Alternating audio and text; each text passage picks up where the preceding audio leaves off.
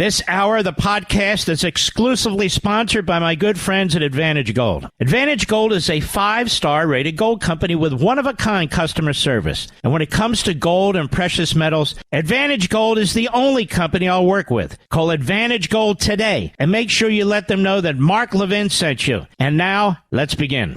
He's here. He's here. Now, broadcasting from the underground command post, deep in the bowels of a hidden bunker, somewhere under the brick and steel of a nondescript building, we've once again made contact with our leader, Mark Levin.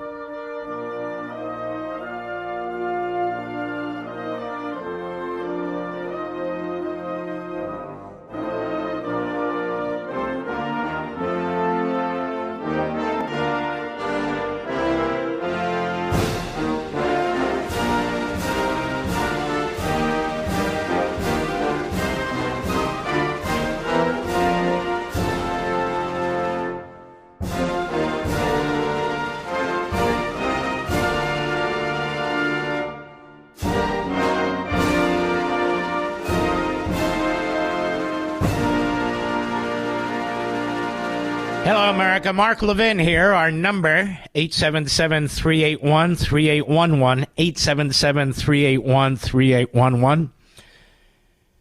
I want to thank Larry O'Connor for sitting in. I went to California over the weekend to go to a fantastic event at the Claremont Institute. I have deep and long ties to the Claremont Institute. They have a Lincoln Fellow program and other programs since. And I was in the first class of that Lincoln Fellow program. Good Lord. It's got to be more 35 years ago, give or take. And at that time, the president of Claremont was Larry Arnn, who's the president now of Hillsdale College. And I want to thank them for a very kind reception, all the people who were there. I want to thank them for giving me the Statesmanship Award, which is a big deal there at Claremont and for me, and I appreciate it. As you can tell, I sound a little under the weather because I'm a lot under the weather. It never fails, because when you meet a lot of great people, they want to talk to you, shake your hand, and you get to smell their breath, Mr. Producer. I mean, right in your face. And so here I am. Now, that said, it was a room of tremendous patriots. An honor to be with them. And I want to thank Molly Hemingway and her wonderful husband, Mark. Had a great time. We were at the table together, and she introduced me, and she is fantastic. I was sitting next to Mr. and Mrs. John Eastman, which was also a great honor. History will deal with what was done to him. It's not possible for the body politic to deal with it today. It's so corrosive and so tyrannical. But all through the weekend and before, I do my research. It's nonstop. Did it right up to the beginning of this program. Do it till 2, 3, 4 in the morning. One of the things I found about 48 hours ago is when I go to this site Memory, which I told you I encourage you to do, memri.org, memri.org. I found this protest at something called the International Al-Quds, that's Iranian, rally in Dearborn, Michigan on Friday. And just to show you how important you are and how important we are, I posted it on my social sites, Twitter, and then the rest. And it started to work its way through social media, through independent conservative news organizations, and then finally into Fox. It is not something that you see on NBC or ABC or any of the Sunday shows, not one. It's not something you'll see in most of the Democrat Party newspapers either, because they want to conceal what's going on in this country. And what's going on in this country, we don't know the extent of it, we don't know the numbers, but we know it's there and we know it's growing. There's an enemy from within. American-hating, Israel-hating, Christian-hating, Jew-hating Islamists. I didn't say Muslims. I didn't say Arabs. I said Islamists. Islamists are radicals. Islamists are violent. Islamists threaten. Islamists commit acts of violence. I've told you over and over again, if you hate America, you hate Israel. If you hate Israel, you hate America. And this is demonstrated so clearly and so utterly. And so I'm not looking for any of these news organizations or internet organizations or cable channels to say, oh, here's where we got it from. But I got it from memri.org, memri.org. And I pushed it out into the media. It's important to see what we post. I don't engage in the comments because so many of them are bots who stick stuff in there, and I don't really care. So let's begin. You need to understand that Joe Biden has sent senior campaign operatives into Dearborn, Michigan to try and protect his vote. This is Rashida Tlaib territory. That he is utterly destroying the state of Israel, its government, the prime minister, to the extent he can, on behalf of these individuals, because he wants their votes. And it's the same Joe Biden that threw in with the Senate's favorite Klansman when he first got to the Senate. Now he's throwing in with Hamas, Nazi supporters, Iran supporters, and American haters. Cut one, go. We've been asked in the past, why are our protests on the International Day of Quds, why are they so anti-America? Why don't we just focus more on Israel and not talk so much about America? Gaza has shown the entire world why these protests are so anti-America. Because it's the United States government that provides the funds for all of the atrocities that we just heard about. And this is why Imam Khomeini, who declared the International Day of Quds, this is why he would say to pour all of your chants and all of your shouts upon the head of America. Now understand, folks, Quds is it's like the SS of Iran. When you see commercials, Tunnels to Towers, Wounded Warriors, these other fantastic groups, and these men without limbs, some of them with horrendous brain damage and so forth, the Quds were behind most of that. The Quds. Particularly as it applies to the war in Iraq. I want you to understand that this person and these people who are rallying to this cause are the enemy. They're a domestic enemy. And if we had a real administration that cared about our country's security, our country's future, they would be looking at the status of each one of these individuals. If they're a citizen, if they seek citizenship, or if they're not a citizen, and deal with them accordingly. And let me suggest to the FBI, rather than infiltrating the Catholic Church, which is not a danger to anybody, you need to get your head around and your hands around what's going on in Dearborn, Michigan, and places just like it.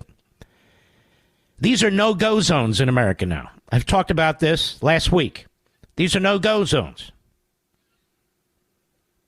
Certain people of certain faith, with certain symbols on their clothing or on their heads or certain facial hair, and so they can't go into these areas. It's like the suburbs of Paris or towns around London and Berlin. It's here, right now. This is who's in the streets with the American Marxists from our universities, our faculties, who are marching down the streets. They don't represent America. They hate America. Did you hear Joe Biden say a word about this today? Not a word. When's the last time he stood up against these Islamists and talked about anti-Semitism in this country? Never. Never. Has Chuck Schumer talked about this? Not a word. Hakeem Jeffries? Not a word. Instead, we get Nancy Pelosi, who signed a letter with 37 other clowns, insisting that the Biden administration literally cut off arms to the state of Israel. I heard a friendly voice on TV today, not one of us, conservative, but a friendly voice say, all Biden wants to know is what is Israel's exit strategy, and present it to them. Let me explain something. Israel has no exit strategy. That's their country. That's their country. There's nowhere to go. They're surrounded. As I speak, missiles keep getting fired in still from Gaza. Missiles are fired in from Lebanon. Imagine living under these circumstances. Day in and day out, day in and day out. This is an advanced, democratic, Judeo-Christian country. It's a Western country surrounded in many cases by barbarian terrorists and barbarian terrorist regimes. And I would add as a footnote, ladies and gentlemen, if you've been checking the information out the last 2 days, Hamas and Qatar are now trying to overthrow the King of Jordan. Right now, with the backing of Iran. There's no two-state solution issue. This is a worldwide effort. I've talked to you about this before. This is a second Muslim crusade. Now, by that, I don't mean Muslims who obviously aren't involved in this. I'm talking about people, Islamists, using the Muslim faith to try and conquer the world. In one town after another, one state after another, hell, one country after another. And look at the influence they have in the United States today. Look at the influence they have in the American media. Look at the influence they have in the Democrat Party. Look at the influence they have in the White House and the State Department and the Defense Department. They have far more influence than any Jewish organization or Christian organization. They have an enormous amount of control and influence. Continue, please. Go ahead.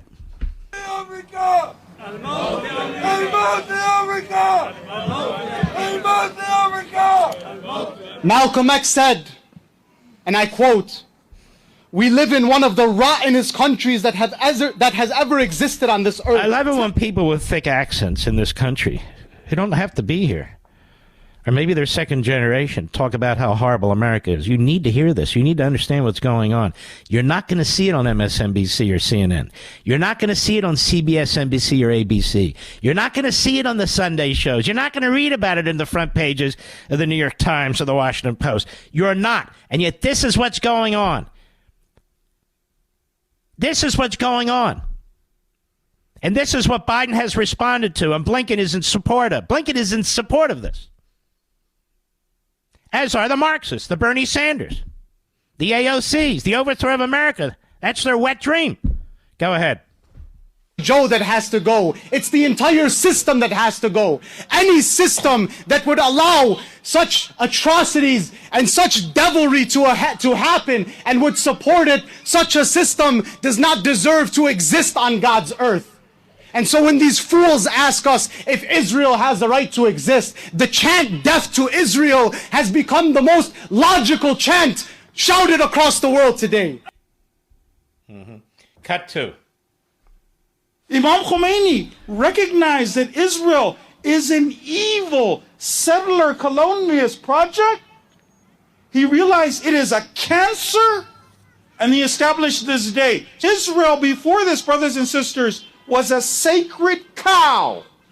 Nobody could criticize Israel. Everybody was terrified of being anti-Semitic. Everybody was afraid of them. But now, the people of conscience very openly will criticize Israel. They recognize Israel for what it is. Israel is ISIS. They are Nazis. They are fascists. They are racist. The people of the world now know this.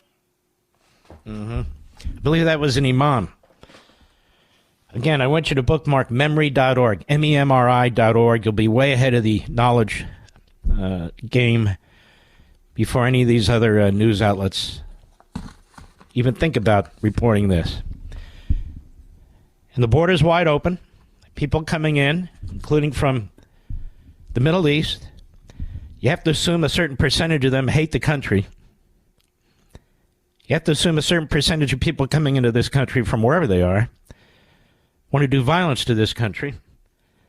And when you heard these two rat-think reprobates,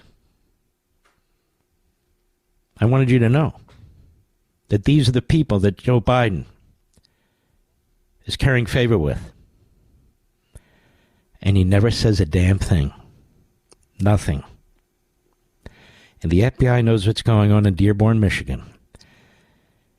And when the editor of Memory.org wrote his piece in the Wall Street Journal, the rest of the media attacked him. Because the rest of the media are perfectly comfortable with this. Their silence speaks 1,000 volumes. Right, Jake Tapper? Right, Wolf Blitzer? Right? Right, Joe and Mika Scarborough? I'll be right back. Mark Levin.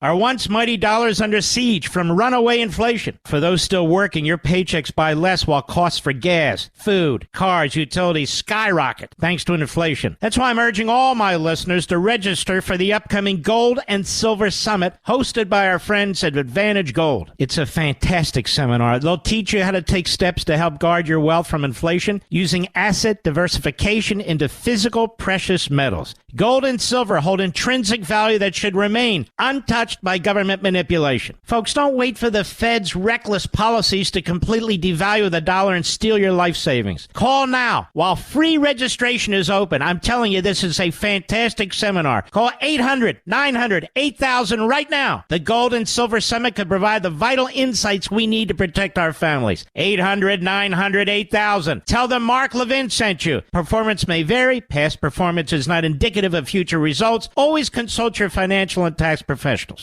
I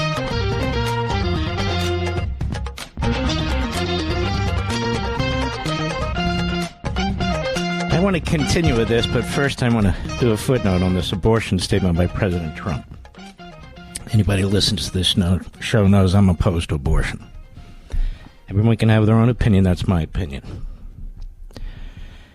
President Trump's statement on abortion represents the constitutional and legal status before the Supreme Court nationalized the issue illegitimate. Even Ruth Bader Ginsburg criticized it but embraced it in Roe v. Wade. It's what conservatives have been demanding for half a century, that is, the reversal of Roe. And the constitutionalists, joined by the so-called centrists on the Supreme Court, are to be credited for what they did. You see, they came under enormous pressure. They came under threats. They were, pushed around, bullied. When the draft was leaked, not to issue a final determination. So if we are now to insist on a federal law to prevent all abortions or certain abortions, why wouldn't you think that the radicals wouldn't pass a federal law to allow all abortions of any kind nationally? In other words, who controls the federal government? More times than not. Almost all the time. They do. They would use a federal law to do the opposite.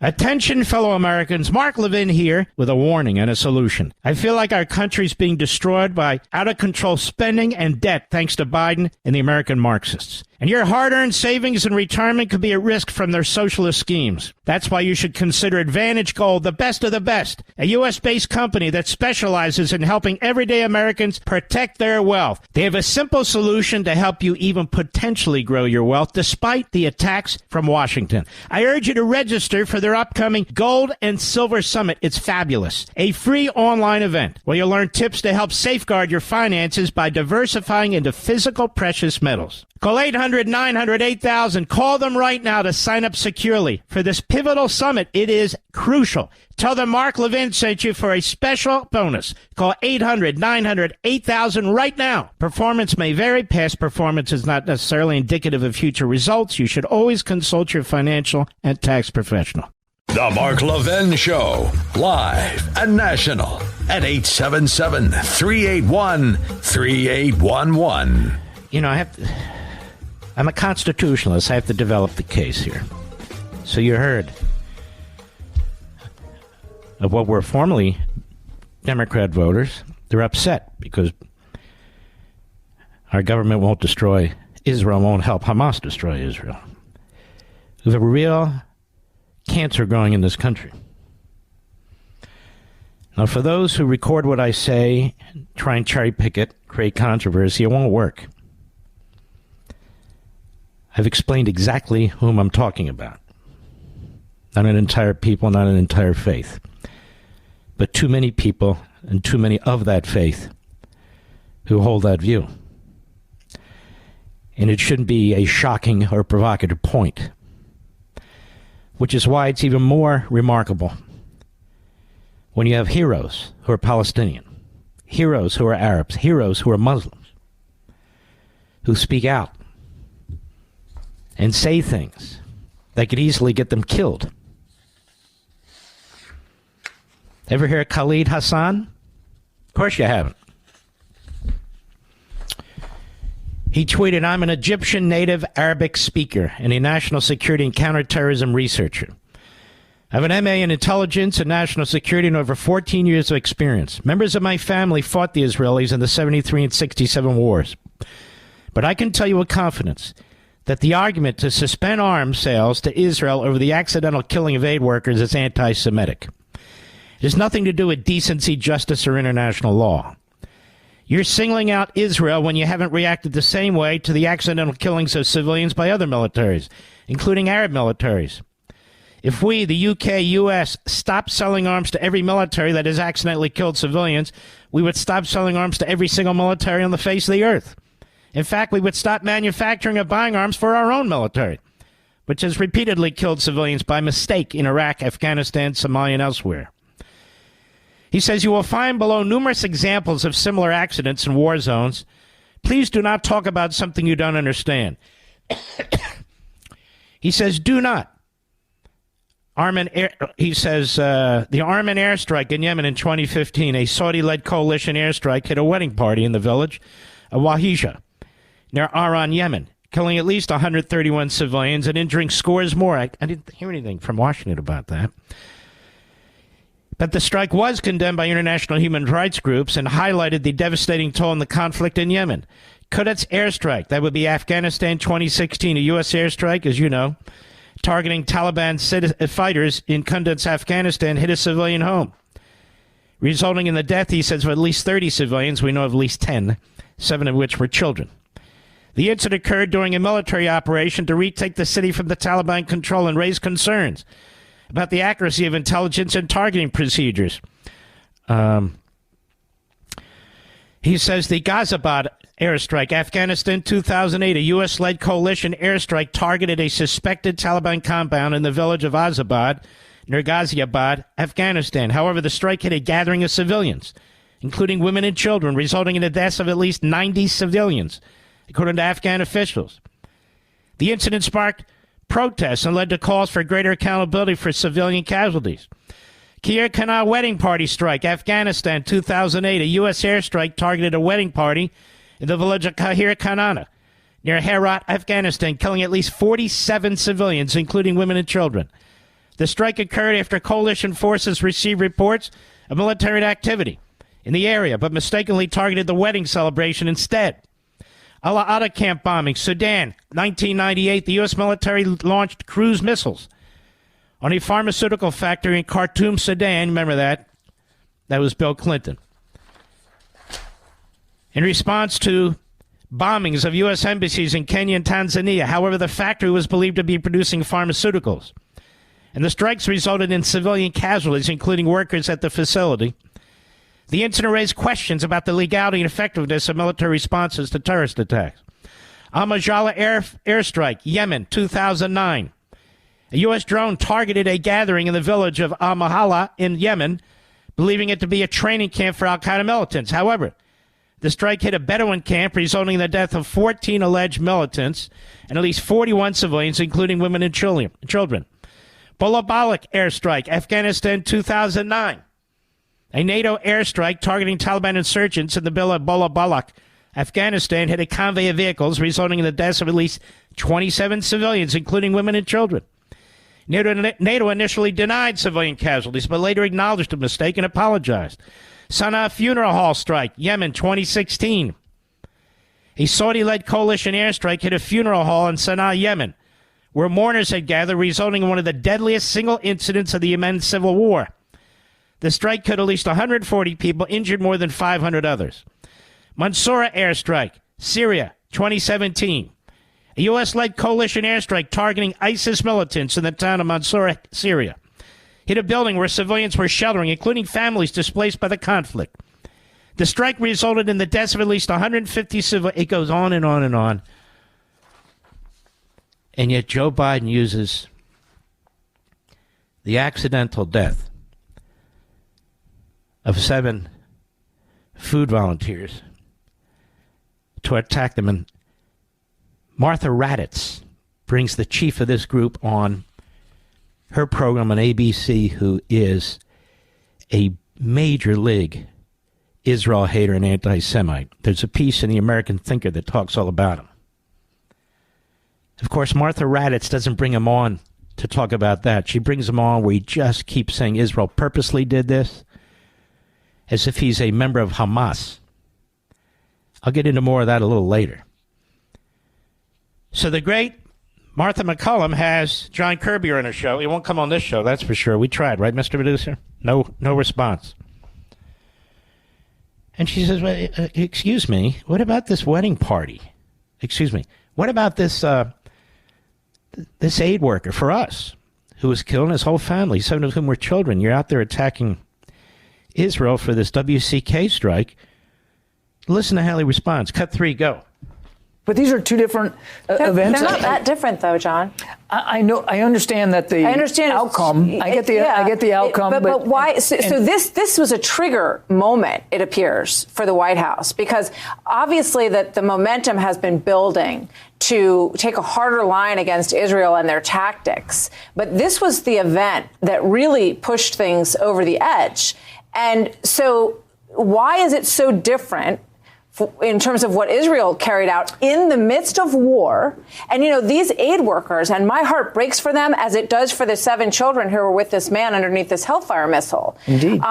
But the aid workers know that they are in a war zone and that they are taking a tremendous risk at risk of their own safety. Yeah, well, now, this guy's supposed to be an admiral, right? If you look at his background, I mean, seriously?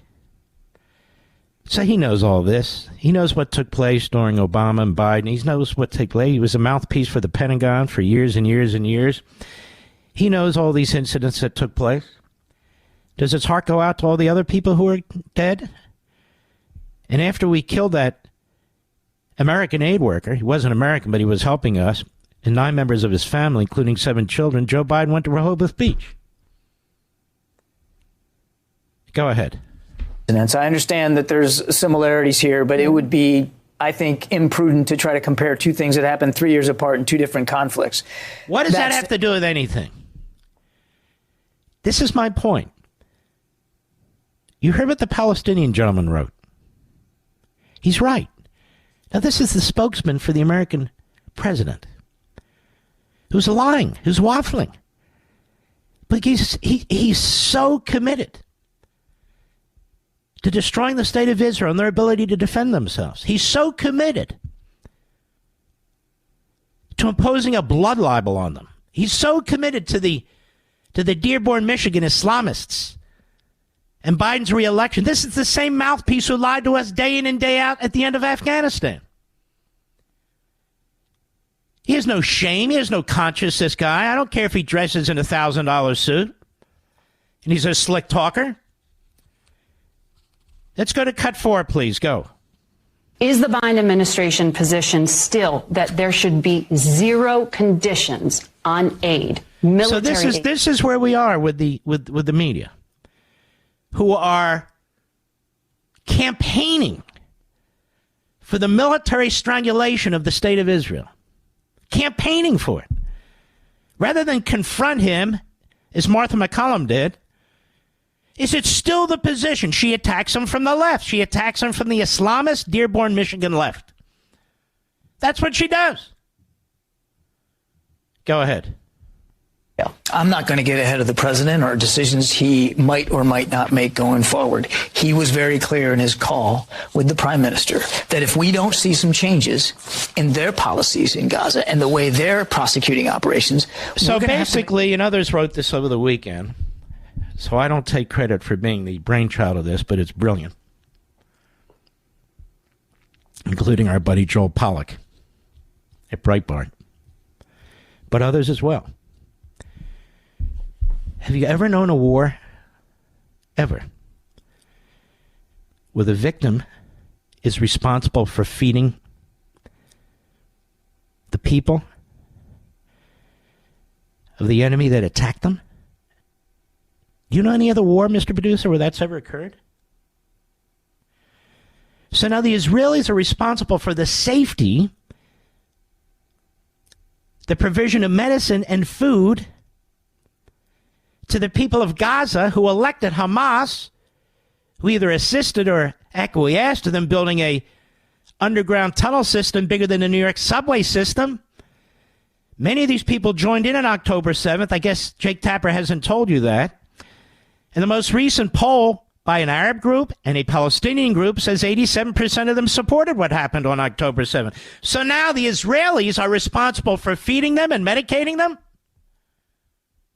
while they're trying to defeat them? Isn't part of war that you bring so much hell down on your enemy that at some point they surrender or they're defeated? How do you feed the population of the enemy while you're trying to defeat the enemy's leaders, who have apparently no responsibility for anything and kill their own people? This is Joe Biden, who's got applesauce for a brain, but he's a stubborn old bastard. But it's not just him, it's ideologues like Blinken with his Soros ties.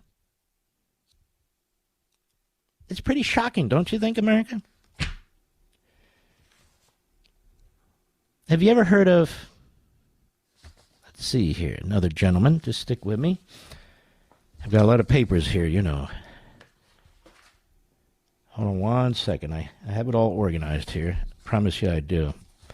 Here's an Egyptian counterterrorism specialist. Egyptian. A Muslim. In the Jerusalem Post. So he has his name out there, which means the Muslim Brotherhood, which is very active in Egypt and elsewhere, could take him out.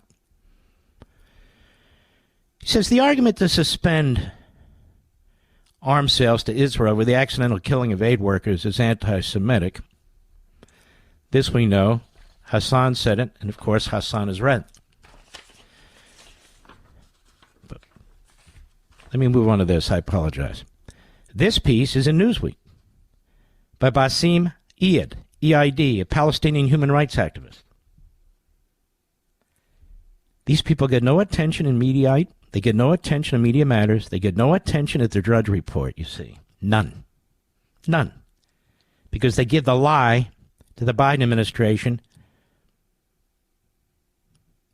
and the propaganda coming out of the media, whether it's the Drudge Report, Media Matters, Mediocreite, Jake Tapper, all the rest of them. He says he's a Palestinian human rights activist who lives in what he calls the West Bank. How can we understand the terrible self-imposed deprivation now gripping the people of Gaza? The heart-wrenching stampede that unfolded in Gaza last Thursday casts a stark light, he wrote this on March 5th, on the brutal reality of life under Hamas's rule. It is a somber reminder of the urgent need to address the suffering of Gaza's people, but also serves as a crucial moment to clarify the accountability for Gaza's plight. The chaos and desperation that led to this tragedy are direct outcomes of Hamas's governance, which prioritizes violence and killing Jews over the welfare of its population. A Palestinian human rights activist. The stampede occurring during an aid distribution tragically underscores the severe humanitarian crisis in Gaza. Driven by sheer desperation, people found themselves in a deadly crush, a situation that should never occur. To pave the way for peace and stability for my brothers and sisters in Gaza, it's essential to acknowledge the root causes of their suffering.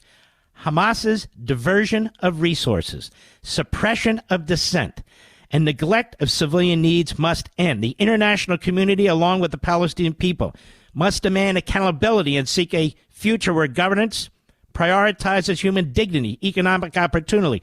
Only through addressing these fundamental issues can we hope to prevent such tragedies and build a brighter future for all Palestinians. And he goes on in a longer piece. And you know what he basically says? Get the hell off the back of Israel and the Jews. We're doing this to ourselves. And Hamas is the greatest threat,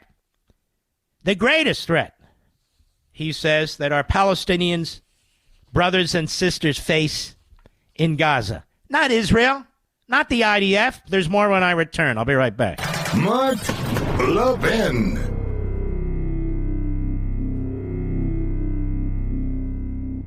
My fellow Americans, we're living in very perilous economic times. Washington seems determined to bankrupt our nation with endless stimulus spending. As they devalue our dollar, hard-working Americans like you could lose everything. That's why I urge you strongly, register for the upcoming Gold and Silver Summit hosted by our friends at Advantage Gold. They'll teach you how to help guard your wealth using asset diversification into physical precious metals. Gold and silver can offer a defense against the dollar's devaluation, and the experts at Advantage Gold will explain how you can convert some of your savings into precious metals that can protect and potentially grow your wealth. With currency debasement from Washington and global uncertainty on the rise, gold and silver diversification can offer you some stability. Call 800-900-8000 right now to sign up. 800-900-8000 now. Tell them Mark Levin sent you. Performance may vary. Past performance is not necessarily indicative of future results. You should always consult your financial and tax professional.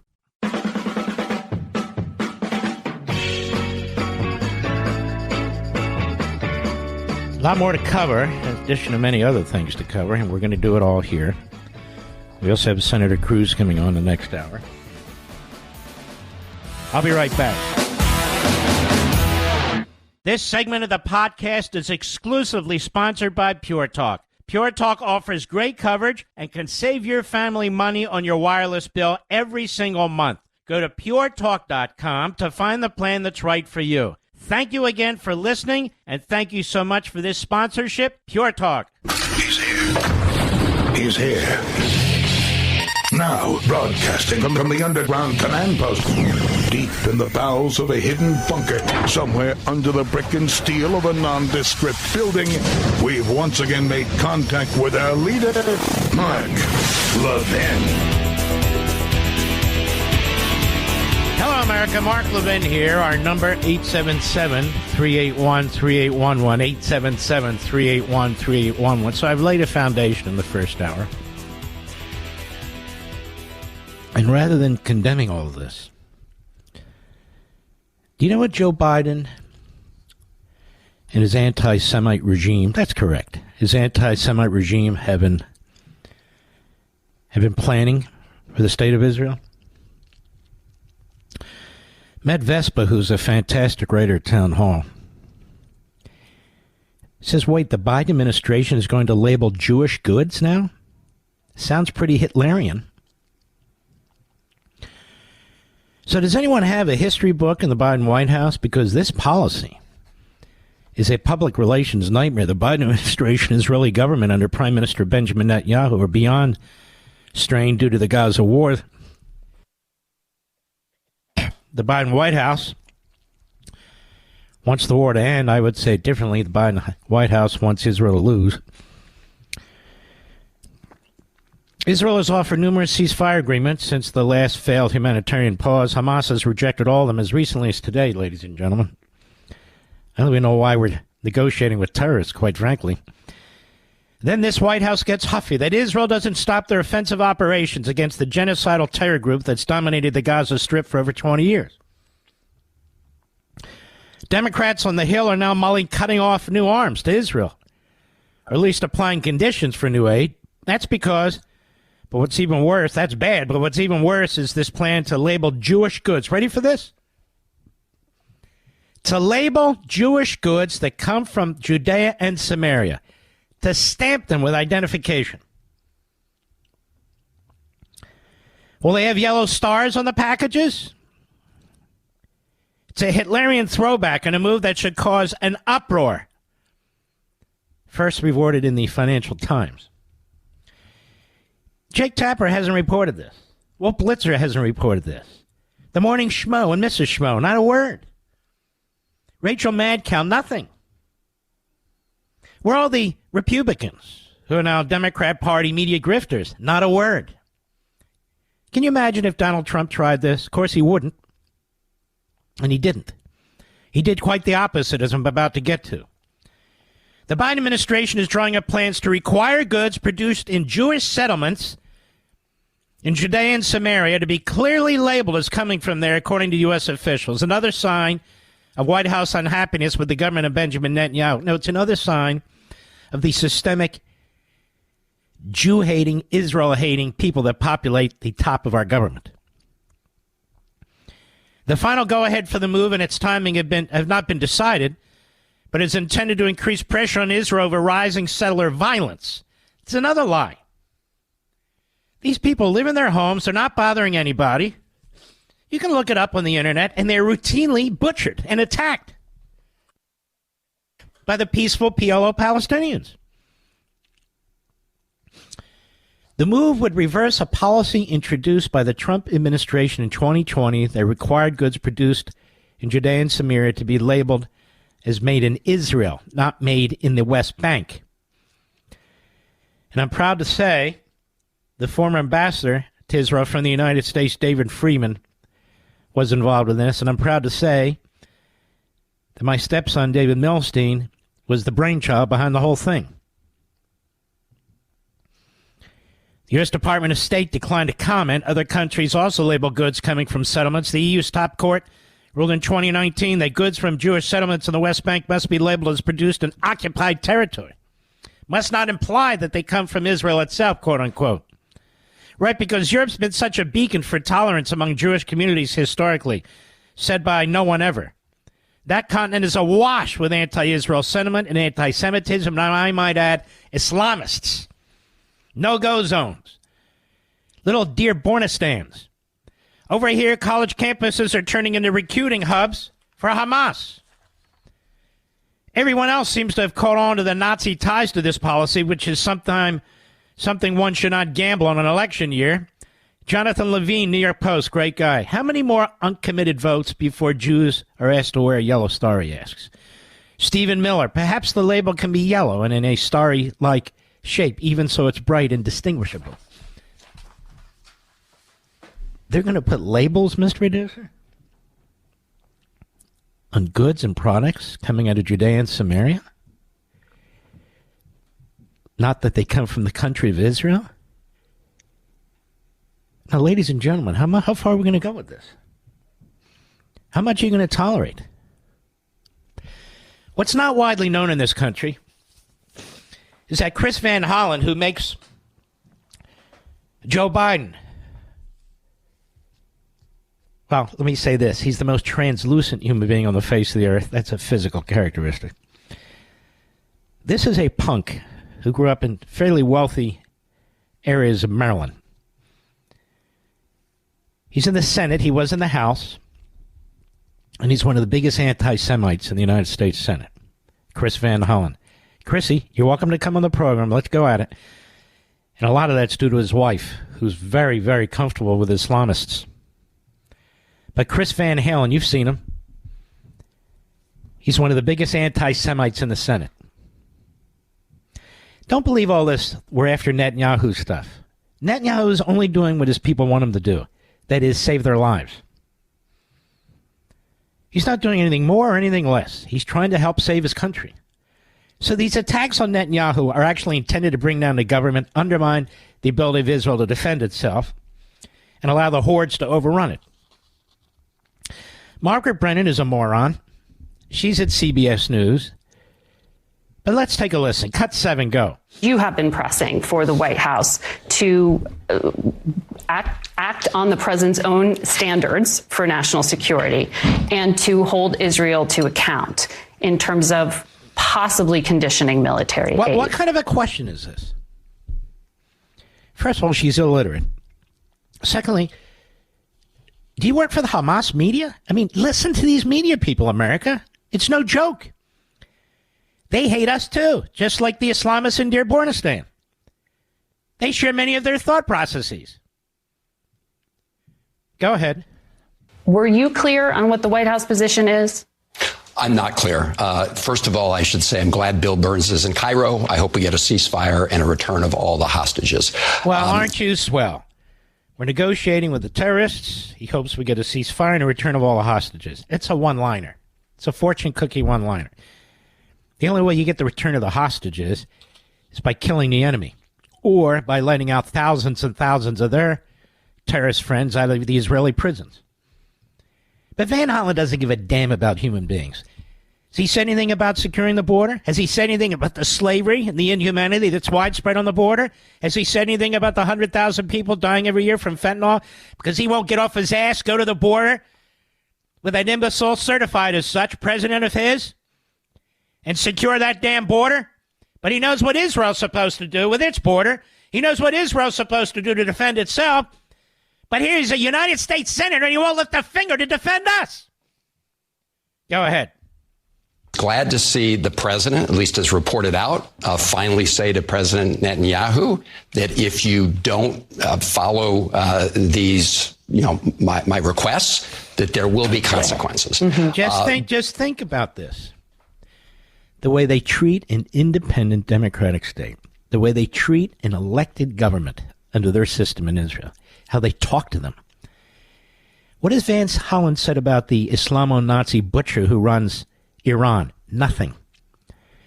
He couldn't even name the 5 leaders of Hamas if I were to ask him right now without him Googling it. They're obsessed with taking out Netanyahu the way they're obsessed with taking out Trump. They don't care about the security of Israel. If they did, they'd stop funding Iran. They'd stop funding Hamas and Hezbollah and the PLO. Who the hell does that? Van Hollen, Biden, Blinken, their party, and the American media are responsible for much of what took place on October 7th and beyond. They all have blood on their hands. All of them. I'll be right back. Mark Levin.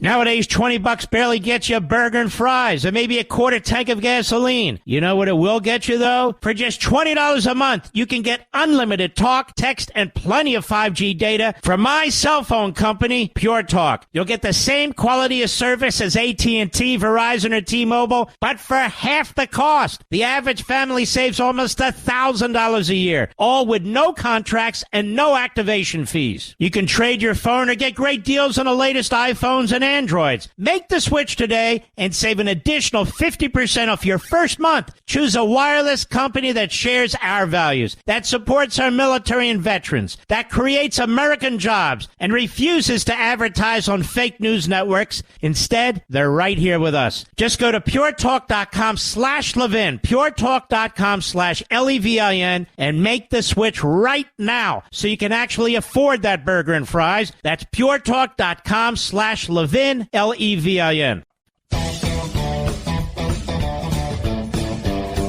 It's a pleasure to have our friend Senator Ted Cruz on. Ted Cruz, the Department of Justice is refusing to give the House Judiciary Committee the videotapes of Joe Biden's interview with Special Counsel Hur. I can think of no separation of powers argument now that investigation's over and there's been no criminal charges for withholding that. Can you? I can't think of any. No, but that doesn't give even the slightest pause to this Department of Justice. This Department of Justice, sadly, has proven to be the most partisan and political Department of Justice we have ever seen.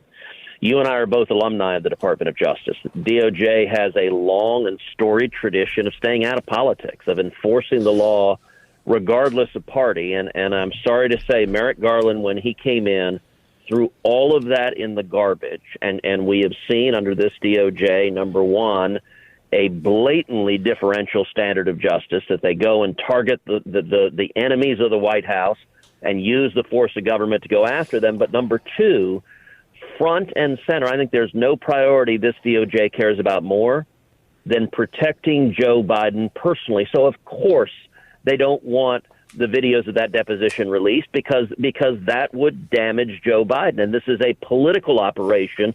They behave like they're the enforcers of the DNC rather than the U.S. Department of Justice.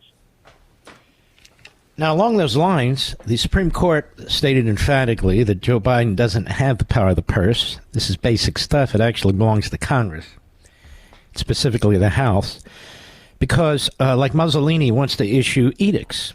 And he's issued edicts now that have resulted in almost $400 billion in student loans, student loan forgiveness going to individuals who aren't paying their loans. And now he says he has another way to work around the Supreme Court, maybe it'll be another $1 trillion. Is this not, again, utter lawlessness? Absolutely it is. And I got to say, this is a trifecta. Number one, Joe Biden's student loan giveaway is screwing working men and women in this country. I think the most consequential political shift of the last decade is that Republicans have become a blue-collar party, and concomitantly with that, Democrats have totally abandoned working men and women. This student loan giveaway is screwing every truck driver in America, every steel worker in America, every plumber, every electrician, every construction worker, every waiter, every waitress.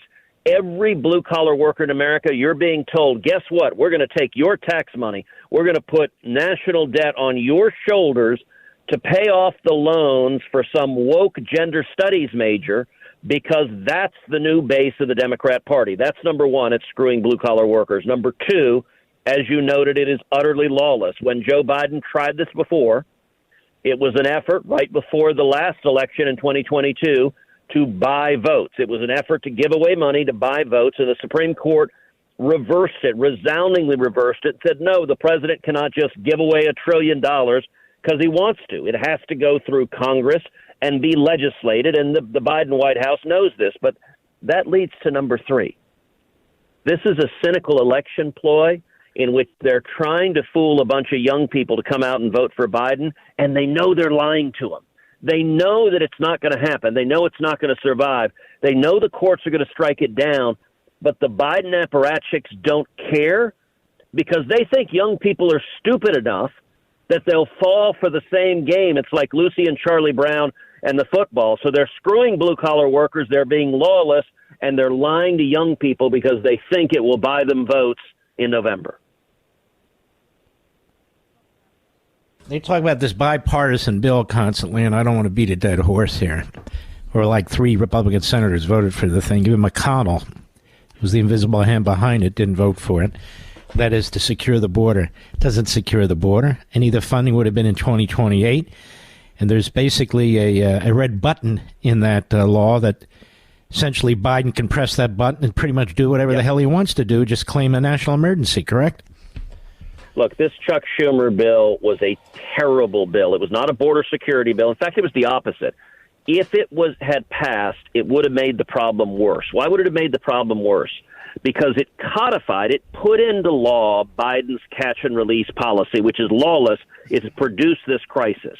Not only that, but it codified, it normalized 5,000 illegal aliens a day. That's 1.8 million a year, nearly 2 million a year, in perpetuity, forever. Not only that, it gave billions of dollars to sanctuary cities. It gave billions of dollars to NGOs that are complicit in the human trafficking. Not only that, it gave work permits to illegal aliens when they got here. Not only that, it gave taxpayer-funded lawyers to illegal aliens as well. It was a terrible bill. Chuck Schumer wrote it. Why? Because he wanted to put into law all of these open borders forever. And listen, there's a reason that once the bill text became public, it failed within less than 24 hours, because everyone looked at it and said, this is a joke. But you know what the real purpose was? political camouflage. It was to let every Democrat say, well, gosh, I would have solved this problem, but the mean old Republicans wouldn't do our bill to do it. And the media is completely complicit in that lie. And it's a lie that is entirely about politics and has nothing to do with securing the border. You know, Senator Cruz, you're not buddies with all these radicals in the Senate, but you see them operate. You're certainly committees with them. This guy, Chris Van Hollen, has become one of the most outspoken opponents of Israel. Yeah, one of the most outspoken proponents of Hamas. And the bottom line is, if you're for cutting off aid to Israel, then you're for supporting Hamas. During your time in the Senate, have you ever seen Chris Van Hollen jump up and down about our funding of Iran or Hamas or the PLO or Hezbollah in the Biden administration? Is he leading some kind of effort to stop that? Well, sadly, yes, I have seen him jump up and down about funding for Hamas and for Iran and the PLO and Hezbollah, but it's jumping up and down in favor of it. When he speaks on the issue, he wants to send them more money. And I'll tell you, and look, Mark, you care passionately about Israel, about America's national security, as do I. One of the things to understand, the problem is not the squad. It's not the radicals, the Ilhan Omars and the AOCs and the Tlaibs. Now, they are anti-America radicals who are dramatically undermining our safety, but the problem is not those fringe characters. The problem is the so-called mainstream of the Democrat Party. The problem is Chuck Schumer. The problem is Joe Biden. The problem is Nancy Pelosi. It was Chuck Schumer who stood on the Senate floor and demanded that the democratically elected leader of Israel be thrown out. Chuck Schumer, the Senate majority leader, is utterly disgraceful. It was Joe Biden who went to the UN and orchestrated a resolution effectively denouncing Israel. And now it's Nancy Pelosi vocally saying, let's cut off cash to Israel. And it's because today's Democrat Party is terrified of their radical base, and functionally they are all in bed with the anti-Israel, anti-Semitic radicals that now is the Democrat Party. Ladies and gentlemen, we're going to keep Ted Cruz through the bottom of the hour. We're going to ask him how his race is going in Texas, tell you where you can help him since they're trying to smother him with 3 times the amount of money that he's able to raise. Because the truth be told, the Democrats, that's the party of the billionaires. We'll be right back. Nowadays, $20 barely gets you a burger and fries and maybe a quarter tank of gasoline. You know what it will get you, though? For just $20 a month, you can get unlimited talk, text, and plenty of 5G data from my cell phone company, Pure Talk. You'll get the same quality of service as AT&T, Verizon, or T-Mobile, but for half the cost. The average family saves almost $1,000 a year, all with no contracts and no activation fees. You can trade your phone or get great deals on the latest iPhones and Androids. Make the switch today and save an additional 50% off your first month. Choose a wireless company that shares our values, that supports our military and veterans, that creates American jobs, and refuses to advertise on fake news networks. Instead, they're right here with us. Just go to puretalk.com/Levin, puretalk.com/Levin, and make the switch right now so you can actually afford that burger and fries. That's puretalk.com/Levin. Levin. Mark Levin, the thunder on the right. Call in now, 877-381-3811. You know, Senator Cruz, it seems like everything that's good is attacked by Biden. It doesn't take but a few years to destroy what it took 200 years to build. Yep. And we've seen that with Marxists, we've seen it with Islamists, and the Democrat Party seems to embrace both Marxists and Islamists. The Democrat Party was the party of the Confederacy. We know the whole history of this party. This is an autocratic party in many respects, is it not? Look, it absolutely is. That they are united by their belief in power, their belief in government power, their belief in totalitarianism, their belief in government power over you, over your life, over what you say, over what you believe, or over whether you worship, over your ability to defend your family. And fundamentally, today's Democrat Party is a cultural Marxist party, and whether it is the Marxists or the Islamists, they are united by their hatred of America and their hatred of Israel, and they hate them both for the same reasons. That look, I actually really lament, Mark, what has happened to today's Democrat Party. I think our country needs two functioning political parties. I think we need some sane and rational Democrats, and they have chased the moderates out of the party. I mean, it says something. Look, on Israel, John Fetterman has been extraordinary. I'm going to praise John Fetterman as being the only Democrat that I can tell willing to speak out in favor of Israel, but it's such a contrast to the rest of the Democrats. And I'll point out my Democratic opponent, Colin Allred, the extremely left-wing Democrat congressman who's running against me this year, has stayed utterly silent. So he won't answer the question whether he supports Chuck Schumer demanding that Benjamin Netanyahu be thrown out. He won't answer whether he supports Nancy Pelosi cutting off money to Israel. He won't answer whether he supports Joe Biden getting the UN to condemn Israel. He won't answer whether he supports the radicals demanding an immediate ceasefire in Israel and using U.S. power to try to force Israel not to kill terrorists anymore. That, sadly, is where the Democrat Party is. Mm-hmm. And the Democrat Party is also spending like drunken Marxists. I mean, we have these reports out. You know, we've got warning signs everywhere. We've got pots and pans being banged by people who actually look at this. We're reaching a point of no return where the interest on the debt's bigger than the defense budget. And in 10 years, it's going to be absolutely impossible to start to pull back. I don't see any way out of this right now. Do you? You got Biden in the White House, Schumer and what's his name? Yeah, right. McConnell running the Senate. You got a 1 or 2 vote lead in the House. I mean, we're kind of stuck right now. Listen, we are stuck right now, and for the next 9 months, it's going to be ugly. The good news is that there's only one way out, and that is win in November. We need Donald Trump to win, to throw these lunatics out of the White House. We need to win a majority in the Senate, and we need to grow a majority and get a real working majority in the House. And I think we can do that if people wake up. Listen, I would call on everyone listening to this. Everyone who listens to your show, Mark, they are great Americans. They're patriots. They love this country. If we're going to turn it around, the only way to do it is win in November, and that means standing up. That means talking to your friends. That means talking to your family. And it also means standing against the massive influx. You know, you mentioned a minute ago my race.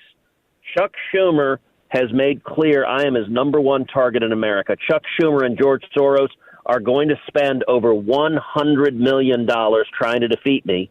And the way that I survive against that massive influx of cash are patriots across the country who go to our website. It's tedcruz.org. tedcruz.org, and you go to the website and you give $25, you give $50, you give $100, or we've got a lot of people who are in what we call our Liberty Circle, where they sign up to give a recurring contribution each month, 10, 20, 30, $50. That is enormously consequential. And in terms of my race, if you want to make sure that I'm not defeated and replaced with a radical left-wing Nancy Pelosi and Chuck Schumer puppet, then going to tedcruz.org and supporting our campaign is desperately needed. Yeah, we can't wake up on election night and you're lost and some of these other guys are lost and Trump's lost or everything is lost. We can't turn Texas over to the Democrats. You know, it's not like the old time, you know, they used to call them what do they call them? Whatever, the Democrats. But these are radical leftists. You know, they really have no place leading a state like Texas. And the reason they have to raise $100 million, not to get him name ID, but it's to lie about who he is and lie about who you are. That's how they win. Yep. Well, that's right. And they cover up their record because as a Democrat, you can't run on your record. Joe Biden hides in his basement. Colin Allred hides in his basement. They don't want to talk about their open borders and what a disaster that's been. They don't want to talk about out-of-control inflation. They don't want to talk about out-of-control crime. Then they certainly don't want to talk about foreign policy. Joe Biden inherited peace and prosperity. We've now got 2 simultaneous wars. So instead what they do is they just go to big-pocketed billionaires, whether big tech billionaires or George Soros, and they lie. They lie to hide their record, and they lie to engage in relentless attacks. And it's why, you know, on our end, I'm supported just by individual Americans who go to tedcruz.org and say, we're going to stand up and fight, and we're going to take America back. And I believe if we do that, I think November can be a very good election, and we don't have much time left, I don't think. No. You know, I asked Thomas Sowell last time he was on my TV show, I said, Tom, do you think the country's going to survive? And he said, Mark, I'm not sure it is. I don't think it might. And so this is how serious it is, because he's one of the great thinkers, one of the great icons. And when you reach his age, you don't have to mess around. You can spell it out. And you and I both revere Thomas Sowell as one of the great thinkers. You're right. And we're at a moment in time. Look, on the upside, if we have a great election in November, it could be fantastic. If we've got Trump coming back in the White House, we've got Republican majorities in both houses, we could see a lot of big, major things accomplished, including historic tax cuts, because the tax cuts are all expiring. But I'll tell you, that's the upside. Well, that's important. Hold on right there. People need to understand that. Their taxes are going to shoot up. Massively. Explain that briefly, if you would. Well, in 2017, when Trump was president and we had Republican House and Senate, we passed historic tax cuts that helped create millions of jobs that produced the lowest rate of unemployment in 50 years. It produced the lowest African-American unemployment ever recorded, the lowest Hispanic unemployment ever recorded. Those tax cuts are scheduled to expire in the next couple of years. And so if Joe Biden and the Democrats are in charge, they'll let them expire, which will be a multi-trillion-dollar tax increase on working families, on job creators, a massive blow to the economy. If we win, we'll extend and grow those tax cuts, which will benefit Americans across the country. That's the upside. The downside, though, if God forbid Biden is reelected and the Democrats win the House, then the Senate is the only bulwark between here and utter destruction. And Mark, let me tell you what happens. Let's assume, I don't want this to happen, but let's assume it's a bad election in November. And let's assume every Senate seat that is up stays status quo. So all the Democrat seats stay Democrat, all the Republican seats stay Republican, except one change, which is Chuck Schumer and the Democrats gained 3 points in Texas. Last time, I won by less than 3 points. They gained 3 points in Texas and beat me. Let me tell you what happens in January of 2025. The first thing Schumer does is end the filibuster, the requirement that you have to have 60 votes for major legislation. Schumer has 49 votes for that right now. He needs one more, and he can end the filibuster. If he ends the filibuster, let me tell you the next four things Schumer does. Number one, he passes S1, the first bill that he introduces every Congress, which is a federal takeover of every election. It strikes down every voter fraud law in the country. It strikes down photo ID laws in the country. It legalizes ballot harvesting, and it registers millions of felons to vote. The second thing he does is he adds 2 new states to the union, D.C. and Puerto Rico, because Democrats believe that'll give them 4 new Democrat senators. The third thing he does is grants voting rights and amnesty to every illegal alien in America. The instant he does that, Texas turns bright blue. Texas turns into California when 20 or 30 million illegal immigrants become voters. And the fourth thing he would do is pack the U.S. Supreme Court, add 4 left-wing justices, grow the court from 9 to 13. Now, Mark, I am constitutionally an optimist. I believe better days are ahead of us. If that happens, I don't know any way out of it. I view that as a system-ending event. Great nations rise and fall. I think that's how America falls, and we are literally one vote away from that. TedCruz.org, TedCruz.org. We're going to have Ted on every month or so. And every time he's on, it ought to be a Levin surge. You folks ought to help make sure that he's not so badly outspent. He will be outspent, but so badly that he can't fight back. Texas is a big damn state with a lot of people and a lot of metropolitan areas. And they're going to try and overwhelm Ted the way they're going to try and overwhelm Trump. But it's very, very important that this audience be engaged and get engaged. And people say, how can we do it? This is the easiest way to do it. It's tedcruz.org. You go to that site. We'll put it all over our platforms. And do something. Do something, because otherwise, when people call here and say, what are we going to do? We're not going to do anything. What are each of you going to do? And we were the first, really, nationally to endorse Ted way, way back when I was a young man. Yep. And he was even younger. And so I feel like we have a investment in Ted. And I don't mean my buddy or politics. I mean, he's our guy. He's the Levin show guy. So let's do everything we can to help Ted. It's tedcruz.org, tedcruz.org. Any final words, Senator?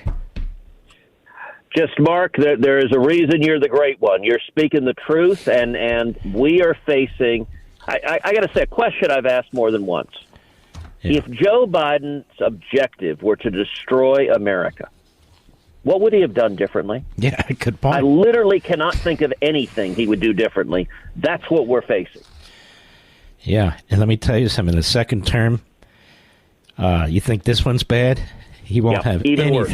Yeah, he won't have anything to stop him. And he's got all kinds of plans, and we know what many of them are. Senator Cruz, thank you, my friend. We welcome you back. God bless. God bless you. All right. We'll be right back. Mark Levin.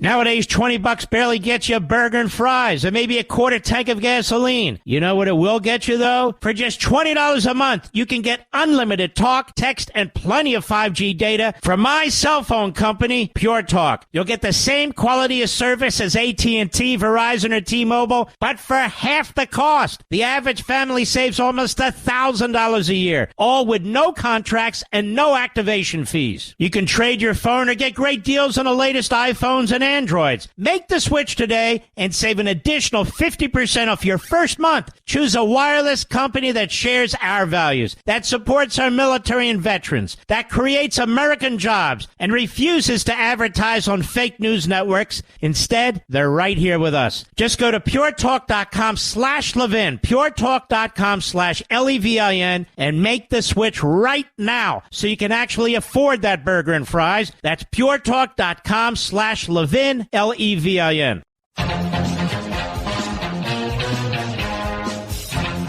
the way, in hour 3, I have something very important to discuss to you about the state of Nebraska. I also have something very important to discuss with you about this radio company and other radio companies. Because it could affect your lives, at least your lifestyles, and I want you to know about it.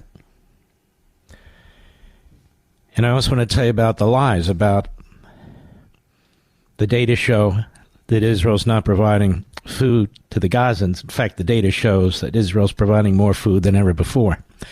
I want to get into that, too. Well, let's get started. We have time here in Nebraska. This election can be decided by one electoral vote, and that one electoral vote may be in Nebraska. And you might be saying to yourself, what's the problem? It's a Republican state. And Ed Kilgore, writing at the Intelligencer, points out it's a little-known fact that states are free to allocate their presidential electoral votes as they wish, so long as they respect one-person, one-vote principles. 48 states have chosen to stick with the traditional statewide winner-take-all approach, but 2, Maine since 1972 and Nebraska since 1996, have given an electoral vote to the popular vote winner in each congressional district, with the statewide winner picking up 2 more. Notice the hardcore Democrat states never commit electoral suicide like this. Typically, Maine has been a blue state and Nebraska a red one. So there wasn't a whole lot of fear that these eccentric jurisdictions would affect the outcome of a presidential election. But in recent memory, their systems have mattered. Democratic presidential candidates have carried Nebraska's Omaha-based 2nd Congressional District in 2008 and 2020. Republican presidential candidates, actually the same candidate, have won Maine's rural 2nd Congressional District in 2016 and 2020. So the symmetry of these 2 states with their single competitive congressional district has represented a sort of standoff. Former President Donald Trump and Nebraska Governor Jim Pillen are calling on the state's legislature to change the way Nebraska doles out that electoral college vote. That is, to get it back to winner take all. But despite the pressure from Republican heavy hitters, the push could fall short as the legislature draws close to a close after previously introduced bills languish unnoticed before the sudden rush of attention. All right, This is where this audience makes a difference and others do not, America. Right now. Right now. We need your help. We need your help. What should you do? I'm going to tell you what to do as soon as we come back. And we will be back.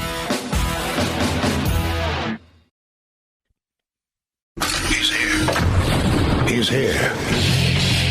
Now, broadcasting from the underground command post, deep in the bowels of a hidden bunker, somewhere under the brick and steel of a nondescript building, we've once again made contact with our leader, Mark Levin. Hello, America. Mark Levin here. Our number, 877-381-3811, 877-381-3811. So the state of Nebraska, with just a couple electoral votes, is crucial. You know, Maine does what Maine does, but Nebraska has the same bizarre system. They assign an electoral vote to each of their congressional districts, each of the two. One of them is a Democrat district in Omaha. And yet the Republican always wins a significant majority in Nebraska. So it's set up in a way that the Republicans lose an electoral college vote. And so there's a movement afoot to fix that. So when Donald Trump wins Nebraska, he's not assigned one electoral vote and Biden one electoral vote. Notice none of the dark blue states do that because it's stupid. Notice none of the other red states do what Maine has done because it's stupid. But it was done about 30 years ago, so it's time to fix it. The problem is you do have some foot draggers in the Republican Party. I know it seems insane, but you do. And time for the legislature is running out. So what do? Well, the governor needs to call a special session, emergency session of the legislature, and get this legislation passed. You know, damn well, if there was a Democrat running the show under these circumstances, they do whatever they have to do. And so I want to encourage you, my fellow patriots, that for once we have something that we can do rather than wring our hands and whine. And I'm going to look for more and more opportunities like this as well. I want you to get engaged. You can even sit at your chair. You don't have to even move. I want you to get engaged. And here's what I want you to do. The governor's office is closed today. It's in Nebraska. I'm going to hand you his number as well as the link to his office and that contact information as well. We're going to post it on all my platforms, including Twitter and all the rest. And I'm also going to mention them to you so you can go ahead and use them. Now, obviously, with the link to the governor's office, there's other ways to communicate with his office other than by phone. If you call now, you're just going to get, and I tried it, a recording saying the office is closed and so forth. And earlier today, they shut the phone off, so you couldn't even get through that way. But there are other ways if you go to the link on the website. And again, we will post them, but I want to tell you what they are. And again, we need a mass Levin surge tomorrow if you're calling by phone, tonight if you're using the link to the website of the governor's office, to politely and civilly urge him, Governor, you need to call a special session of the legislature and change the way the electoral votes are assigned in Nebraska. Winner should take all. And encourage him to do it. Encourage him to do it. Here's the number. Again, I'll post it so you don't have to memorize it. 402-471-2244. Again, 402, for you technocrats, 402-471-2244. 402-471-2244. It'll be on all our social platforms. As well as you can go to the site, the link of the governor, governor.nebraska.gov. And again, that will be on all our social sites. Mr. Producer is already putting it up if he hasn't already. It's up. Governor.nebraska.gov, G-O-V. It's Governor Jim Pillen. Or Pillen, I should say. P-I-L-L-E-N. And again, just politely, they need to fix their electoral college count system there. we can't lose this election by one electoral college vote, folks. It's just ridiculous that we seem to do things that are counterintuitive and counterproductive. As I say, only 2 states do this. One of them is Maine. Maine can be problematic. Sometimes we win it, sometimes we don't. But Nebraska, we win. And we're handing one of the electoral college votes to the Democrats every time. That's just stupid. There's really no rationale for this. That's not populism. We're talking about a presidential election, not a congressional election here. And so you count the votes of the state, and the people of the state decide, not the people of Omaha. They can participate like everybody else, but they shouldn't be able to throw a presidential election in one direction or another because they support a Democrat.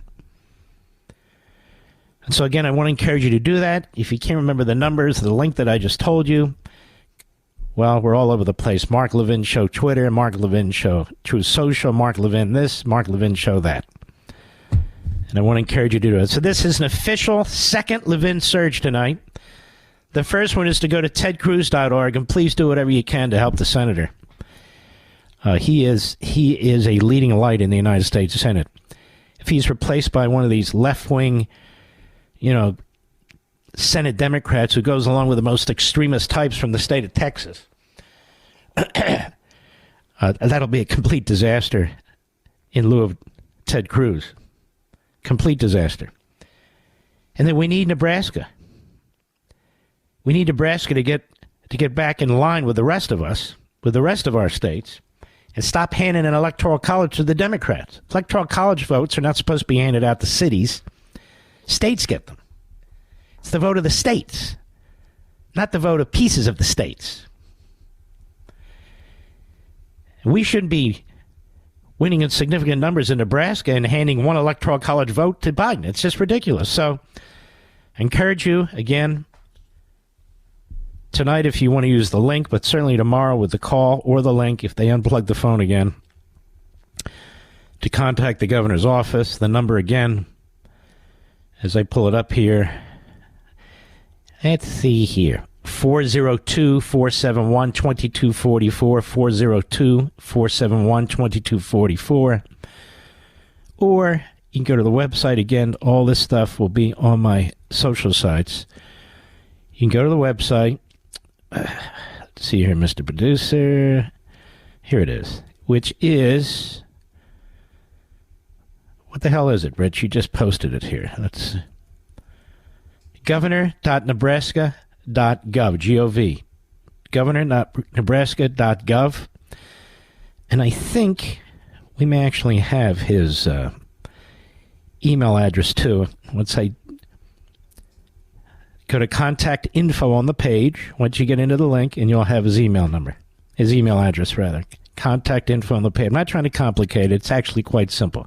There's one link, and there's one phone number.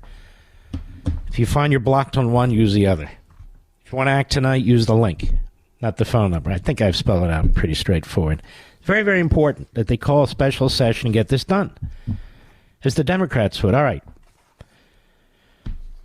There's no way I'm going to be able to cover all this. It's a very important piece that nobody's even mentioned. It's a piece by Awi Ferdigrun and Rand Kivitz. Israel's acknowledgement that a drone attack mistakenly killed 7 aid workers in Gaza has led to renewed criticism of the Jewish state. The tragic incident came less than 3 weeks after a report issued by the Integrated Food Security Phase Classification, whatever the hell that is, claimed that 1.1 million people, nearly half the population of Gaza, face, quote, catastrophic food insecurity, unquote. Conditions at the northern Gaza will face famine by May if hostilities continue. The European's High Representative for Foreign Affairs and Security Policy, Joseph Borrell, blamed Israel, saying starvation is used as a weapon of war. Israel is provoking famine. U.S. officials unveiled a UN ceasefire resolution that cited famine conditions after the IPC report came out. But Hamas, which has been hoarding food and stealing from Gazans, is the root cause of Gaza's suffering. As Congressman Jim Hines, a Connecticut Democrat and ranking member of the House Intelligence Committee, stated in a CNN interview, quote, Hamas has a long history of stealing aid, needs to stop that in the interest of the people they purport to represent. Well, that's a tough message. Israel has tried for years to balance its interests with those of innocent Palestinians. Its maritime blockade did not stop Gaza from being self-sufficient in fruits and vegetables with enough left over to potentially export. Despite the war, 3/4 of greenhouse acres were still available as of February 15th. So in other words, they didn't take out the farms and everything. According to a United Nations Food and Agriculture Organization report, which has the latest available data, Israel's coordination of government activities in the territories indicates that bakeries can still provide over, quote, 2 million breads, rolls, and pita breads a day. Since the war began, the Israel Defense Forces have engaged in what West Point Urban Warfare Studies Chairman John Spencer was on my show the other night, described as a remarkable historic new standard for wartime treatment of civilians, resulting in a civilian-to-combat morality rate that is historically low for modern urban warfare. He said Israel regularly provides warnings of impending attacks, assists with evacuations, even stops its attacks on a daily basis to allow humanitarian aid to arrive. As I said at the top of the show, I didn't invent this thought, but it's a brilliant thought. This is the only war with a victim that is now defending itself from the annihilation of the perpetrator is supposed to be feeding the perpetrator's population. So Israel's not only fighting to protect its citizens, it's supposed to be feeding the citizens who voted in Hamas. Now, how many of you veterans out there, especially combat veterans, have you ever seen anything like this before? Despite the recent tragedy, the IDF tries to ensure that Gazans don't starve throughout the war. The data show that 290,000 tons of food and beverages have been delivered to Gaza since October. Recently, as many as 200 truckloads a day. Full distribution of these supplies would deliver about 1.82 pounds of food daily for the 2 million people in Gaza. Based on FAO estimates of the average daily consumption in Asia and Africa, where Gaza is situated, this alone will be enough to supply 50% of Gazans' daily consumption needs on top of the food they continue to produce themselves. Israel has also collaborated with America to provide further aid. The Biden administration recently announced plans to build an emergency pier that would provide 2 million meals per day. This idea was first suggested to Biden by Netanyahu last October, just weeks after the war started, by Netanyahu. Unfortunately, this is not the first time that leaders have been misled about the data surrounding the Israel-Hamas war. For example, policymaker and news media have repeatedly cited casualty numbers, we've talked about this ad infinitum, taken from none other than Hamas itself. And, of course, Abraham Weiner, who I brought on my Fox show as well as this radio show, professor of statistics, data science at Wharton, University of Pennsylvania, he said the numbers aren't real. For one thing, he writes, there's little variability in the daily report, and he goes through it, and we've already done that. But Biden doesn't care. He doesn't care about facts. He doesn't want to believe any of that. He's on a mission. And he wants to get a vote from the Dearbornistan Islamists who are now out of the woods talking about destroying America from within. The enemy from within. And it goes on. And it goes on. I'll take a short break, and I'll be right back. Mark Levin.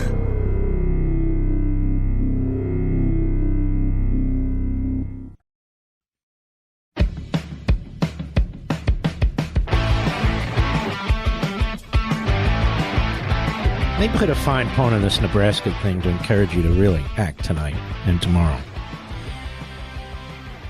We need every patriot in Nebraska and every patriot in America to contact the governor's office. It's a unicameral system there. They don't have a Senate and a House. They have one body. This is a top priority. Winner take all. That's what we need. Imagine an election night, Joe Biden wins the presidency by 270 to 268 electoral college votes. And it's all because Nebraska decided to do nothing. And Nebraska can step in now and help save America. That's the truth. Let's say on election night, Biden wins Michigan, Wisconsin, and Pennsylvania. But Trump wins those other battleground states. Trump will lose if he doesn't get that one electoral college vote out of Nebraska. That's how important this is. It's a close election. I mean, I hope it's a blowout by us, but Hope doesn't get you anywhere, does it? So this is very, very important. Now, the left and the Democrats have figured this out, so they're starting to get worked up. Who gives a damn if they're worked up or not? Period. So it's crucially important that this audience, I don't expect other audiences, that this audience act.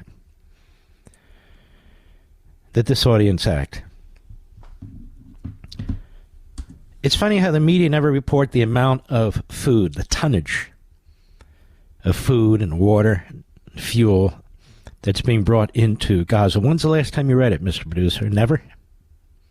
Never. Ever. The talking points have been issued. Now, Israel's like the Third Reich.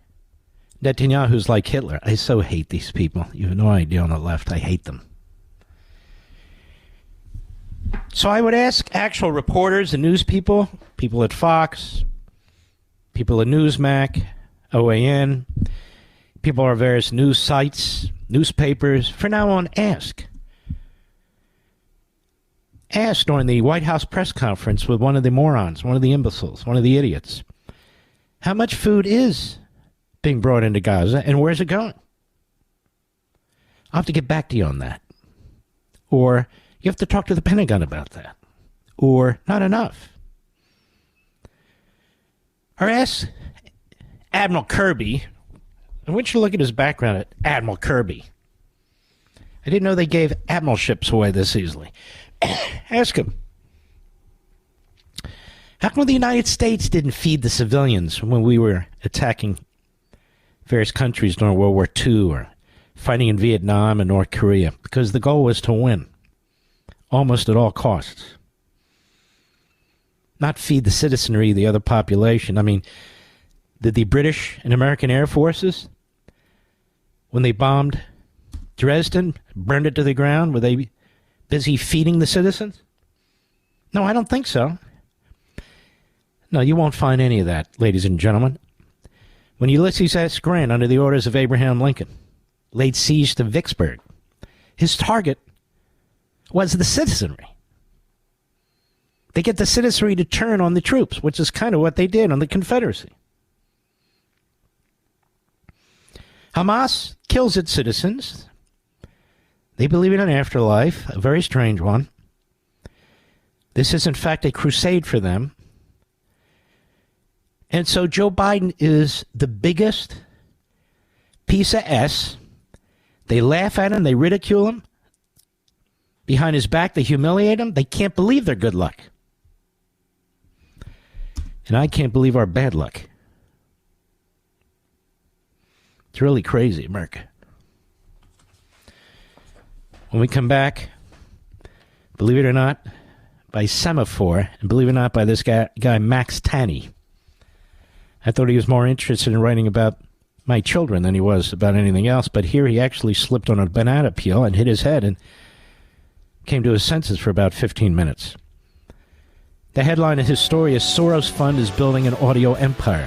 Not an automobile empire, a media empire. They never stop. And I want you to understand what he's doing and how it can affect yours truly on this network. We'll be right back. Mark Levin, the voice the liberals want to silence. But you can talk to Mark at 877-381-3811. Very important story. George Soros thinks it's good business and perhaps good politics to be in your ears. For the last 2 years, the Soros Fund Management Group, the firm founded by the billionaire investor and now controlled by the Open Society Foundations, has become an increasingly key player in the oldest electronic mass media, radio. In February, the company became the largest shareholder in Audacity, the bankrupt second largest radio company in America, with more than 230 stations and a podcast arm that includes, well, a number of podcasts. In 2022, Soros invested an undisclosed amount in Crooked Media. That's befitting. The liberal podcast network behind the ultra-popular Pod Save America. And a Soros-backed firm played a crucial role in Univision's $60 million sale in 2022 of 18 Hispanic radio stations to a new firm run by veterans of Democrat politics. The deal, which included conservative Cuban powerhouse broadcasters in Miami, drew opposition from Republican members of Congress. Remember how we always used to talk about how conservatives ought to do this, Mr. Producer? And we have Salem, we have a few others, but not many. The move into the troubled radio business could be the beginning of a bigger audio buying spree, 3 people who've been involved in the discussions with Soros executives said. The fund is also privately discussed, here you go, acquiring other major radio companies, such as the limping publicly traded Cumulus Media. Regulations limiting ownership of radio stations put limits on such mergers, but look who's in charge. Now, Cumulus Media owns Westwood One. I am partnered with Westwood One to do this radio show. At least for now, I should say. But I am partnered with Westwood One. And people who listen to stations like KBC, WMAL, WJR, WLS, and a handful of other key market stations, as well as secondary tier and third tier markets. That would mean George Soros would own those stations and would take over the partnership relationship with shows like mine and I assume Bongino and so forth. And of course, he would eliminate them. Eliminate them. This is why I tell you, and this is why I want to encourage you to download my app, my podcast app, because I'm not going anywhere. Regardless of what the bureaucracy does, regardless of Cumulus, Westwood One, George Soros, whatever it is, you and I have a special relationship. That's never going to change. And so I want to give you this information once again, and I'm hoping you'll take it with all seriousness. And, Mr. Producer, I'm going to go through it, but if people are in their cars or they're not able to write it down, I guess they go to marklevinshow.com and the information's there, correct? All right. So I want to encourage you to do this strongly. You never know. One day you might wake up and I won't be here. You can find all my full podcasts, interviews, and specials on YouTube. We have our own YouTube channel. YouTube.com at Mark Levin Show. YouTube.com at Mark Levin Show. Is it any easier than that? Or search Mark Levin Show on YouTube. That's number 1. Number 2, for the straight podcast, go to marklevinshow.com. Click on Audio Rewind. This is my website. Just click on it's big, you can't miss it, Audio Rewind link, and select your favorite platform. Or search Mark Levin Show in your favorite podcast app. That's number 2. Number 3, with the Mark Levin app, you can stream and download my podcasts. Find the Mark Levin app through iTunes and download it to your phone. Or go to marklevinshow.com. Click on the Apple or Android icon at the top right and download it to your phone. Now, a lot of you people, maybe your eyes are rolling over like I'm not technologically advanced like that. Just go to marklevinshow.com and go to the audio rewinds. Is it audio? Yeah, go to the audio rewind. Click, and that'll show you what to do. Or do what I do. Ask your kid or your grandkid, how do I do this? They'll tell you how to do it. But podcasting is big. It's all over the country. There are a lot of podcasters, thousands of them. My show is podcast right now. We take our radio show, we reformat it, we put it out on the podcast, so if people are unable to listen to it when it airs at a particular time on terrestrial radio, or if they're going overseas or whatever it is, you can always listen to the show on your Android or your iPhone or online. And, of course, we also have XM satellite, which is fantastic. But I'm just making the point. You heard what Soros is up to. And he might well target Cumulus to target somebody like me. That's fine. But I want you to know how to get me. So one more time, let's really, really focus on trying to download the app. So you have it with you no matter what. Like, where's Mark? Let me get him and then I'll tell you where I am and what happened. You can find all my full podcasts, interviews, and specials on YouTube. Go to youtube.com at Mark Levin Show or search Mark Levin Show in YouTube. Next, for the podcast, go to marklevinshow.com. Click on Audio Rewind. This is at the Mothership website. And select your favorite platform. Or search Mark Levin Show in your favorite podcast app. And with the Mark Levin app, you can stream the download of my podcast. You can stream and download my podcast, And where do you find it? You find the Mark Levin app through iTunes and download it to your phone. You know, the easiest way to do all this, Mr. Producer, is go to my website, marklevinshow.com, right? And just go to the Audio Rewind and click that, and it'll take you to it'll take you to paradise, nirvana. So you always have that in your back pocket, always. So now you know the state of play. And so there can always be talk, conservatism. And you and I will never lose each other. We'll never lose our relationship, no matter who's managing what, no matter who's the president of what, no matter who is the executive vice president of what, no matter what George Soros is doing. None of it matters. None of it matters. Do we have any callers, Mr. Producer? I don't mean to surprise you guys, but it seems to me I've been doing a lot of talking today. Throw one out. Yes. Mike, West Michigan, Sirius Satellite. Mike, go ahead, please. Hey, Mark. I've never called in, frequent listener, and I'm always nervous on the phone because I don't call in very much. But I heard you advertising for Hillsdale. I think it was just an advertisement for Hillsdale, but I'm a physician, and I'm a Hillsdale College graduate.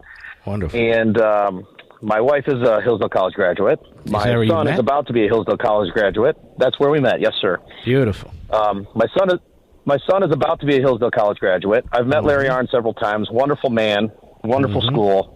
Donate money, love it.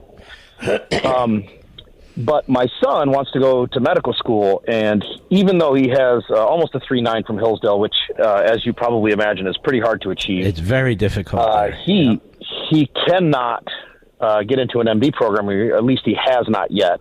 He's gotten into one DO program, and this is to speak to your merit-based versus DEI thing that we're going through here in medicine.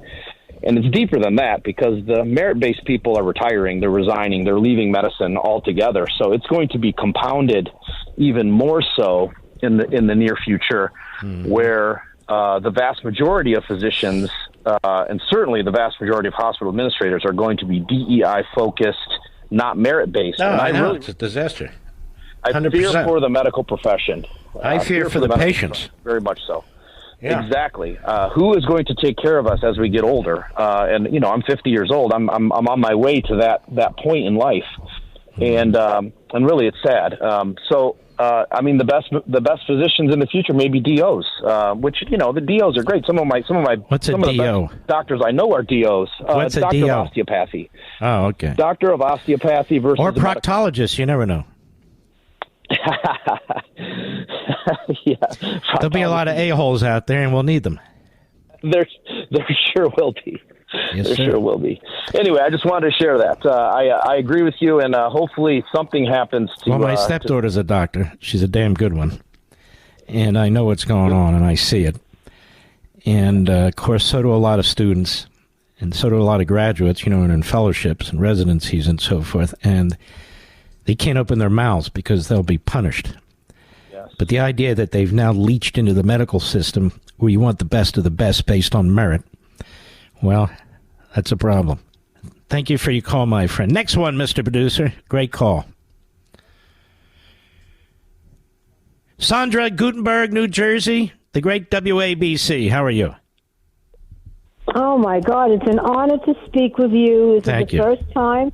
I hope it's not the last. I have Rescue and Sprite right in front of me, so that's how far we go back. But way Wow. before that. My first book.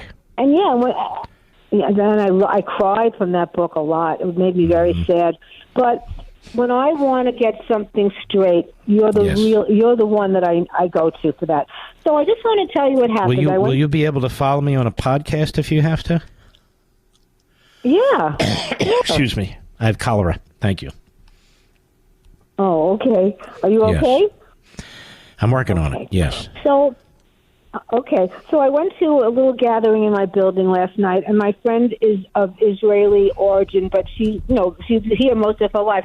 But a lot of her friends also are from Israel, and they're here now. But now their children, these are grown adults of higher education, are in school in Israel. And she was telling me, one of the people that I met, that Israel is more woke and worse than here. So I thought you go to Israel, you're safe, you're not going to get what we get over here. But according to my friends that I met last night, they're saying it's very bad in Israel regarding what they're teaching people. Well, the left in Israel is suicidal. And I've talked about it. It reminds me of the Second Temple.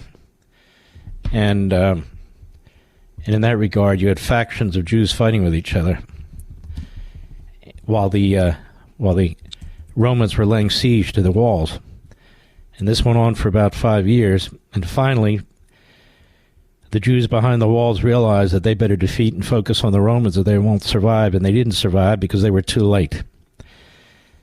And I've talked to them about this over here, but the problem is the left is the left. We have these Marxists in our country and there. And you have Lapid, who is a rotten, lousy leftist, who was temporarily the prime minister, who wants to be the prime minister, who has a minority of support. And he used to be just another face on TV. He was a host. And he's here in the United States now because he's doing Biden's bidding. And Biden wants to install him or Gantz, but now he's favoring Lapid in there because Lapid will sell out his country to Biden and Dearborn, Michigan.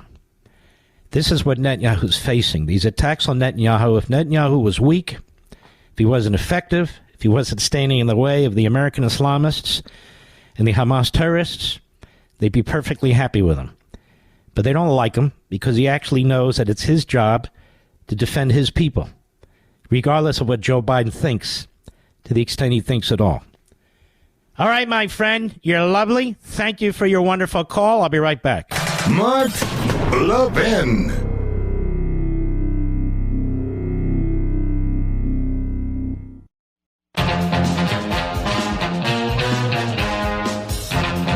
Let me say this to Jack Smith, who files his final document with the Supreme Court about Trump not being above the law on immunity.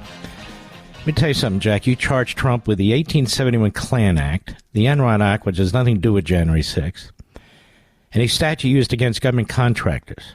Above the law, your contemptible conduct is not sanctioned by the Constitution or the law. When you go hunting and dusting up irrelevant statutes, old statutes, to try and take down a former president who's running for president. We don't need lectures from you, you jackass, about the law. That's for sure. Grocery prices, as I mentioned, I wanted to spend more time on this, but how much time can I spend on it? In a 3-hour show, $100 grocery bill in 2019 now is $140 today with this crippling Biden inflation. Ladies and gentlemen, thanks for being here. We salute our armed forces, police officers, firefighters, emergency personnel, all our heroes. Freedom fighters all over the world, our friends in Ukraine, our brothers and sisters in Israel, we have your back. And most of all of you great red-blooded Americans. I love you. Thanks for being here, and I'll see you tomorrow. God bless.